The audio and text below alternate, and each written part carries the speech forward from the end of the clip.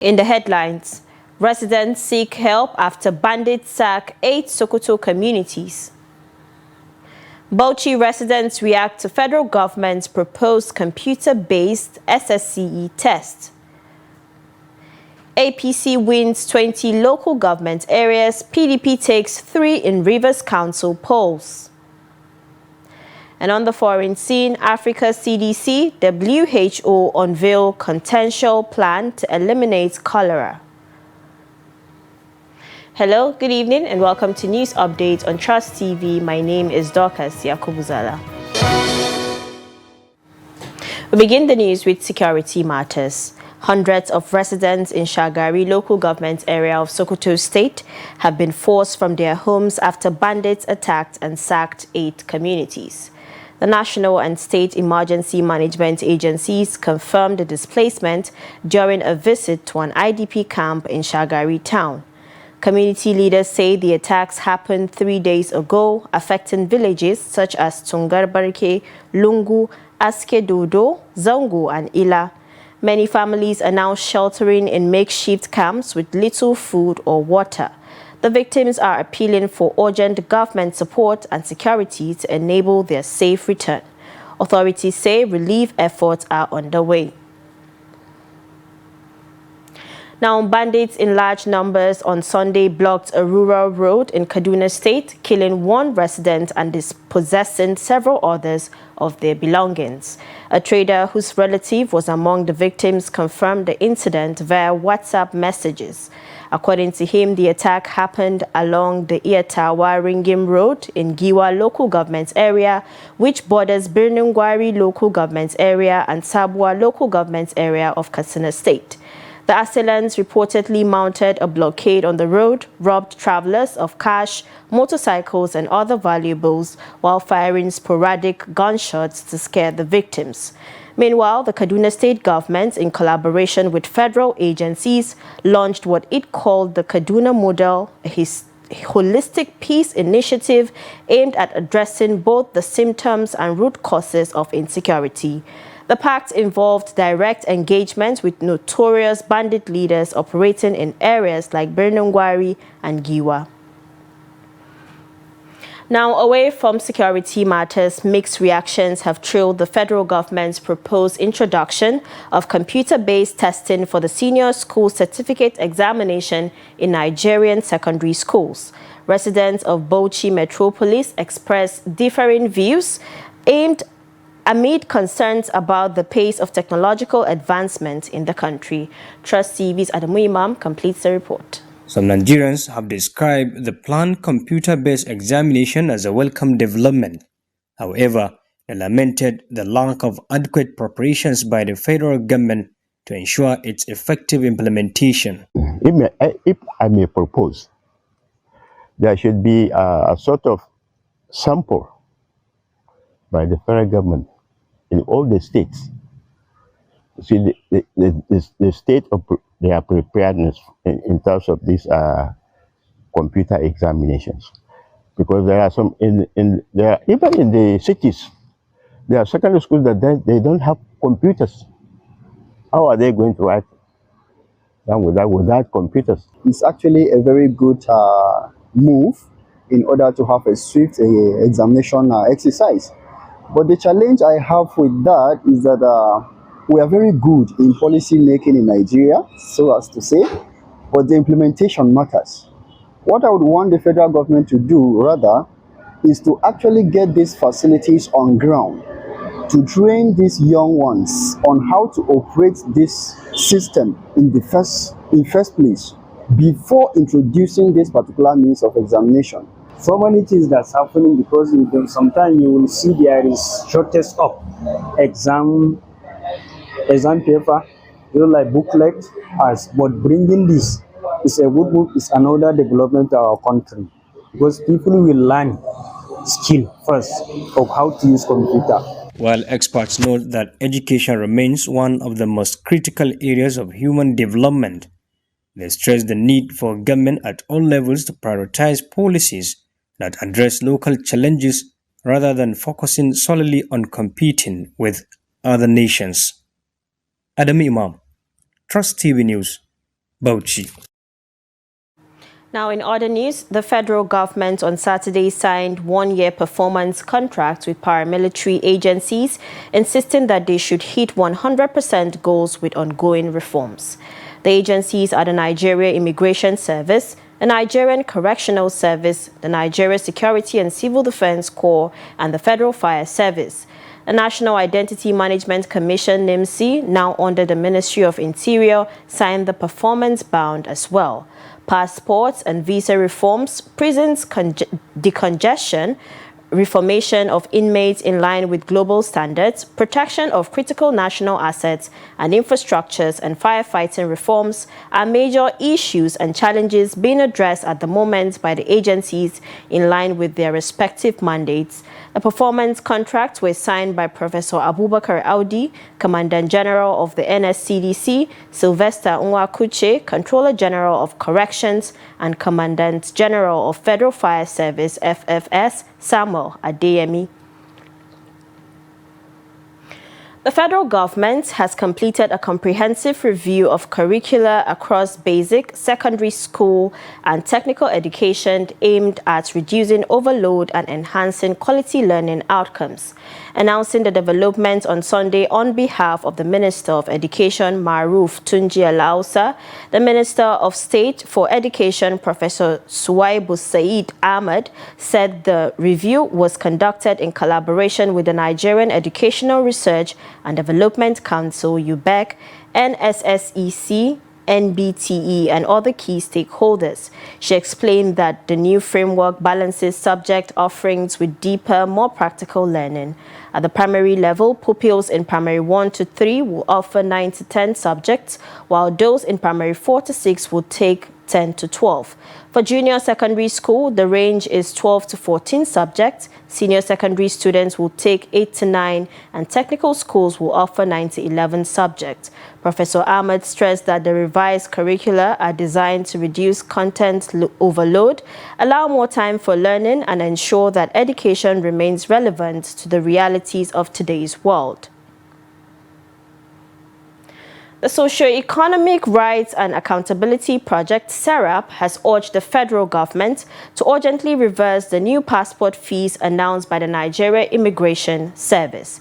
In a statement on Sunday, SERAP Deputy Director Kolawole Oluwadare described the increase as arbitrary, unlawful, and discriminatory against poor Nigerians. The group said decision would amount to a denial of access to passports for millions of socially and economically vulnerable Nigerians. SERAP stated that Nigerians who cannot afford to pay the excessive fees will be denied the effective enjoyment of their citizenship rights conferred by the Nigerian Constitution 1999 as amended and human rights treaties to which the country is a state party. It further cautioned that the unlawful increase in passport fees at a time the country is facing economic and financial crisis would contribute further to the impoverishment of the population. The Nigerian Immigration Service announced that effective September 1st, 2025, applications within Nigeria would cost 100,000 naira for the 32-page, 5-year validity passport and 200,000 naira for the 64-page, 10-year validity passport. Now, in another development, the Congress of University Academics, CONUA, has said any meeting called by the federal government to discuss issues relating to the welfare of university lecturers without its input is invalid and will create more problems rather than solving any. The national president, Niyi Sumonu, who stated this, added that registered and recognized academic staff unions in the Nigerian university system were more than one. Sumonu added that CONUA would never toy with the welfare of its members and called on the government to do the needful by paying the necessary attention to the education sector. University lecturers and the federal government are currently locked in a battle over some demands by the lecturers.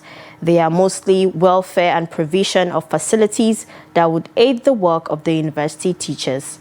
Members of the Academic Staff Union of Universities, ASU, last week embarked on protests across the country, but CONUA is peaked that the government seems to be tilting in favor of ASU by calling its members for meetings and sidelining CONUA.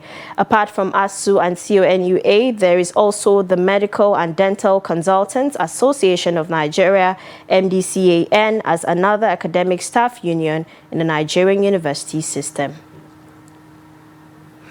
And now in Gombe State, residents are witnessing a drop in the prices of some essential commodities such as grain, fruit and beverages. However, palm oil remains at its peak, while butchers lament that their business is crippled due to the restriction on motorcycles during night hours. Trust TV's Hassan Kohli has more. In Gombe Main Market, the prices of grains such as rice, maize and millet have reduced compared to the past month, bringing some relief to families. The price has started coming down. The size that they used to sell like 3,000 2-3 weeks ago has come down to like 1,000 naira, 1,000 plus. So it's like there is half reduction of the price, depending on the person you're purchasing from. I observed the price of Ankara has reduced significantly as I used to manage that of 300 naira. However, the same amount is now enough to satisfy me, which is a welcome development.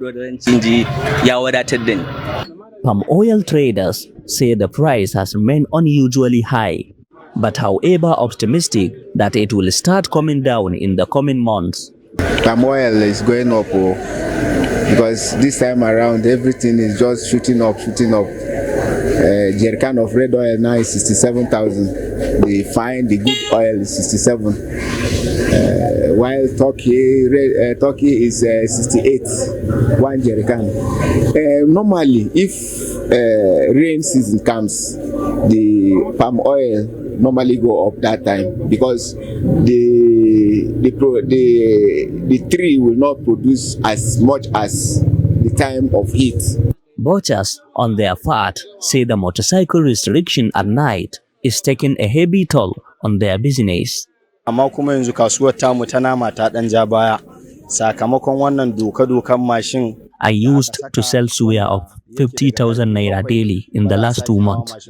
However, the motorcycle restriction makes it difficult as I hardly get more than 20,000 naira a day, and some of colleagues experiencing worst. Amma yanzu cinikin bai wuce 15,000, 17 nayi ciniki da yawa shine 20,000. Residents here in Gombe say they want government to strike a balance between economic survival and security measures. Hassan Kohli, Trust TV News, Gombe. This is news update on Trust TV coming up ahead. APC wins 20 local government areas. PDP takes 3 in Rivers Council polls. This and many more when we return. Do stay with us. Welcome back from the break. In case you just joined in, this is news update on Trust TV. Let's take a look at our top stories again. Residents seek help after bandits sack 8 Sokoto communities. And Bauchi residents react to federal government's proposed computer-based SSCE test. Now moving on to more stories, the All Progressives Congress APC has swept 20 out of 23 local government areas in Saturday's chairmanship and councillorship elections in Rivers State. The People's Democratic Party, PDP, which controls the state government, managed to secure only 3 local government areas. Chairman of the Rivers State Independent Electoral Commission, Dr. Michael Ode, announced the results on Sunday at the Commission's headquarters along Aba Road, Port Harcourt. Jigawa State is making history in renewable energy. Governor Umar Namadi has commissioned a 500 kilowatt peak solar hybrid mini grid in Kafin Hausa. The project is expected to power communities, create jobs, and strengthen local businesses. The report. The Kafin Hausa mini-grid power project, located at Bagaja Renewables Power Plant, comes with a 3.5-kilometer distribution line, transformers and other infrastructure. The plant, developed through a partnership with KETCO and Future Energies Africa, is part of a bold plan to deliver 10 megawatts of clean electricity across Jigawa State. The governor explained that the project is part of KETCO's obligations under a memorandum of understanding with the state government, which now holds a 10% equity stake in the electricity distribution company. Several aspects of our 12-point agenda have equally recognized sustained investment in renewable energy, connecting rural communities and public institutions to upgrade electricity, and expanding the role of the private sector in transforming Jigawa State economy as a key priorities in our agenda. This is what informed our partnership and collaboration with KETCO, which enabled us to acquire a little stake in the ownership of power distribution company, which also obliged the company to take actions toward boosting power supply in Jigawa State. He noted that the initiative aligns with President Bola Ahmed Tinubu's renewed Hope agenda, aimed at decentralizing power generation and encouraging states to drive their own energy solutions. Since the enactment of Electricity Act by His Excellency Ahmed Bola Tinubu, under the renewed Hope agenda and a deliberate attempt to decentralize power sector and enable subnationals and private organizations has no stake in the sector, Jigawa State make the first effort toward establishing the Ministry of Power and Energy by His Excellency Malam Umar Elamadi FCA in the entire Northwestern States. Already, more mini-grids are planned for Dutse, Hadeja, Kazauri, Ringim and Gumel, with a 21 additional projects anchored by the Rural Electrification Agency for rural communities. A massive 100-megawatt solar project is also underway through a public-private partnership. This project is a 1.2 billion naira investment. That investment is linked to a 3.5-kilometer line, the 500 kilowatt power station, which we see here, as well as a 350 kV emergency backup generator in case the grid cannot provide reference voltage. With the light switch on in Kafin Hausa, Jigawa has set the pace in renewable energy reforms, positioning itself as a front runner in Nigeria's quest for sustainable power. And now in business, Nigeria's foreign exchange profile is getting a major boost thanks to rising diaspora remittances. The central bank governor Olayemi Cardoso says inflows have tripled in recent months. Speaking at the Delta State Brazil Business and Investment Roundtable in Sao Paulo, Cardoso revealed that diaspora remittances surged from about $200 million a month to $600 million over the past 2 months. The Apex Bank projects that inflows could climb to at least $1 billion monthly by next year. Cardoso explained that strengthened exchange rates and improved remittance channels means Nigerians abroad now send money home more confidently without relying on unofficial routes. He stressed that the growing inflows are diversifying Nigeria's foreign exchange portfolio, reducing the country's heavy dependence on oil revenues. A central bank says sustaining these inflows will remain a key part of stabilizing Nigeria's economy. Now, away from Nigeria, the Africa Center for Disease Control and Prevention and the World Health Organization have launched a new plan to eliminate cholera across the continent. The two bodies working with African Union member states unveiled the Continental Cholera Emergency Preparedness and Response Plan for 2025 to 2026. The strategy aims to cut cholera deaths by 90% and eliminate the disease in more than 20 countries by the year 2030. It calls for stronger rapid response vaccination campaigns and increased investment in water, sanitation, and hygiene across Africa. Africa CDC says the continent carries the heaviest global burden, with 82% of cases and over 93% of cholera deaths worldwide, particularly in fragile and underserved communities. Cholera is caused by contaminated food or water, and health authorities say eliminating it will require both medical and social investments.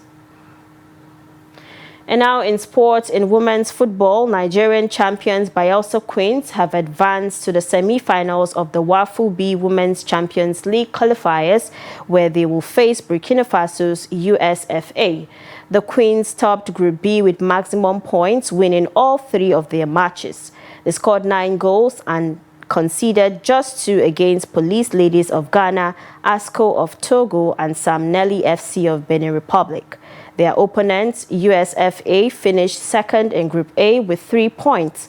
The two sides last met in 2022 when Bayelsa Queens ran out 3-1 winners thanks to goals from Flourish Sebastian, Etim Edidiong, and Aderemi Mary. The winner of the WAFU B tournament will represent the zone at the 2025 CAF Women's Champions League, the 5th edition of Africa's top women's club competition. Now, the family of former Inspector General of Police Solomon Arase has announced his death. In a statement on Sunday by his son, Solomon Arase Jr., the family said the former IGP died on Sunday at Cedar Crest Hospital, Abuja, after a brief illness. The family described him as a man who served the country with distinction, noting that after his retirement as the 18th Inspector General of Police, he went on to serve as chairman of the Police Service Commission and was also a member of the Body of Benchers. The Force Public Relations Officer, Muyiwa Adejobi, said police authorities are preparing an official statement on the development. Arase, who was appointed IGP in April 2015, had previously headed the Criminal Intelligence and Investigation Bureau, the police force's top intelligence unit. And that's a wrap on News Update. Do not forget to follow us across all social media platforms for more programs, news, and documentaries. My name is Dorcas Yakubuzala. Thank you for watching.